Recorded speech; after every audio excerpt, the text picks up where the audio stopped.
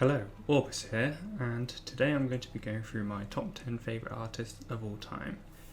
Now, obviously there are a lot of artists I love, a lot more than 10, so first of all I'm going to go through a few honourable mentions, and the ones I've put down are the Black Keys, Pink Floyd, Metallica, Jimi Hendrix and Cream.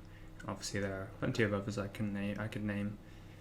These are the 10 that I guess mean the most to me, and the ones that I go back to the most frequently, and I guess just think have the best music, or the music I like the most. So obviously this is very much a subjective list. This is as subjective as you can get with a list. These are my personal favourites. These aren't the top 10 greatest artists of all time. These are my favourites. I'm just saying that just in case anyone gets annoyed about the list, which you would think that they wouldn't, but people find a way. So go through. So we'll start with number 10 and go all the way to number 1. Don't expect the most articulate explanations, because that's not really my thing. This is just me talking about artists I like. So number 10 I've put as Björk. Björk is an Icelandic singer, and I think she's one of the most amazing singers and one of the greatest artists of all time. I think her first 4 albums are goated, and I go back to them very frequently. And also I think Volnakera is also amazing. Medulla is also good. I think I like all of her albums, at least a bit, but there's certain ones I go back to the most, and there's a few that I don't listen to as much, like Biophilia. Yeah, I like it, but I don't really listen to it very much. And Volta is probably her worst album, but I still don't mind it. Utopia I don't really go back to, but it's decent, and her last album's pretty good. Okay, so next up at number 9 is Led Zeppelin, who are obviously the hard rock band from the 1970s, one of the most influential and most important rock bands of all time, and their discography is just goated. They don't have a single bad album in my opinion, and every album from the debut to Physical Graffiti, they just seem to kind of get better with each album.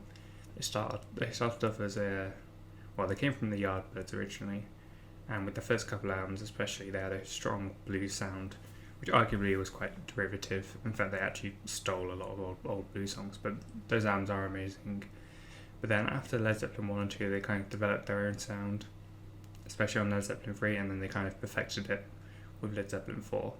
But my favourite Led Zeppelin album is probably Physical Graffiti. It's a double album, and it's just full of amazing songs. It's kind of the peak of them. And Houses of the Holy is also amazing. A lot of interesting styles of music on there.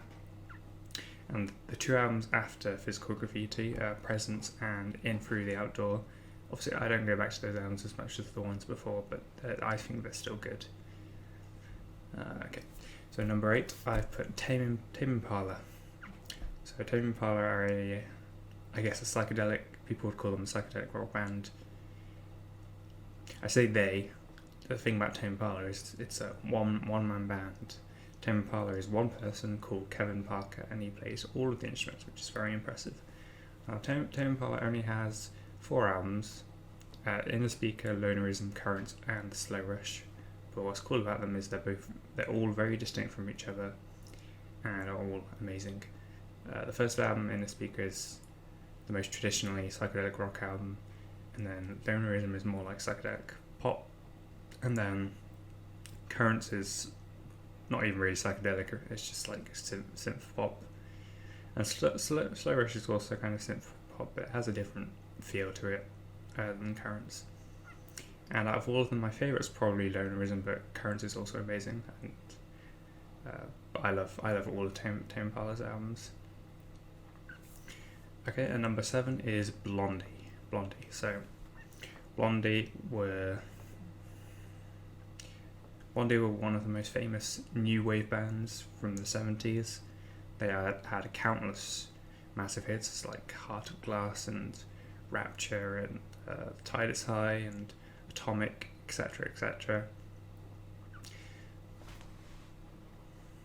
But Blondie go beyond their hits. I think their first 5 albums are all amazing and worth checking out. Obviously, Parallel Lines is their most famous album, and that is an amazing album, and it's probably my favourite. Auto American is also almost as good. Eat to the Beat is a great follow-up to Parallel Lines, and the first 2 albums, Blondie, self-titled Blondie, and Plastic Letters, are both very underrated, because obviously that's kind of before they became megastars, but they are both just as good as the albums afterwards, and are definitely worth checking out. And I do enjoy a lot of the stuff after Auto American, but that self-titled up to Auto American is kind of their peak, in my opinion. The Hunter is a bit of a letdown, and I think their albums since they had their reunion aren't quite as good as the albums from their peak, but that's kind of to be expected. No Exit has a few good songs, although to be honest I haven't really listened to any albums after No Exit, so. Okay, next up at number 6 is Fleetwood Mac, who my last video was actually about. I love Fleetwood Mac because, first of all, they have one of the most interesting, they're probably the rock band with the most interesting history and the most interesting kind of change and evolution. They started off as a blues band, and then slowly transitioned into a soft rock band. Of course, that was due to constant lineup changes, but even within one lineup era, their sound would change a lot. Like with Buckingham Next, the first album with Buckingham Next is completely different from like Tanger in the Night. But despite all the change and drama that happened throughout their career, they pretty consistently released good music. And I like a band that has a massive discography that is also fairly consistent, because it gives you a lot to. Well, you kind of never get bored of listening to them, because you can just listen to an album you haven't listened to in a while. So yeah, Buckingham Next is probably the best era. Obviously, they released Rumours, which is one of the best-selling, most famous albums of all time. But Peter Green was also an amazing blues guitarist and songwriter. Then Play On is probably one of the best Fleetwood Mac albums. And I think also the Bob Welch era is worth checking out. It's got a lot of good, amazing songs like Hypnotized and Sentimental Lady. Bob Welch is the unsung hero of Fleetwood Mac, in my opinion. Also, Danny Cohen was amazing. And of course, Christina McVie. I mean, yeah, Fleetwood Mac had very many amazing songwriters and musicians. Okay, let's move on. Number 5, I put Black Sabbath. I think I realised a while ago that Black Sabbath's first 6 albums are probably all 5 stars, I think. And that's crazy. I think the first 6 Black Sabbath albums might be one of, if not the best, album run that any artist has ever done. I think they're all just amazing. Black Sabbath are obviously known as the pioneers of heavy metal, but also I think their music is good in their own right. It wasn't just there to influence other artists. I genuinely think they're one of the best artists of all time, and that is largely down to Tony Iommi, who is just such an amazing guitarist, and he's written, like, the amount of amazing riffs he's written is just insane. And I've only talked about the first six Black Sabbath albums, but like there are so many after that as well. The Dio albums are also goated. I'm not even going to start talking about the individual albums. That'll be for a different video. But yeah, Black Sabbath, just amazing. Number 4, I've put King Gizzard and the Lizard Wizard. Now, King Gizzard are probably my favourite current artist, because I listen to a lot of old artists, obviously, but sometimes you get bored with listening to old artists because, once you've listened to everything so many times, it's like you don't get bored, but there becomes less reason to actually listen to it. But King Gizzard are a current artist, and they're still releasing music, and they also release a fuck ton of it. King Gizzard are kind of famous for their insane productivity. I think last year they released 5 albums, which is crazy. And you'd think an artist that releases that much music, they can't be that consistent, surely. Well, they are. Somehow they manage, every album is great. And the other cool thing about them is that each album is completely different. They do not stick to the same style at all. They change, I mean, they've done all sorts of genres. Folk rock, thrash metal, jazz type stuff. They've done everything. That's obviously the microtonal music. So they're productive. They experiment with styles. They're a very fun band to follow because you never know what they're going to do next, but you never get bored of them. So, some artists take years, like Tame Impala. They take years to release an album, which is fine because you want to release a good music, but it's also nice having artists you follow that you don't have to wait that long for.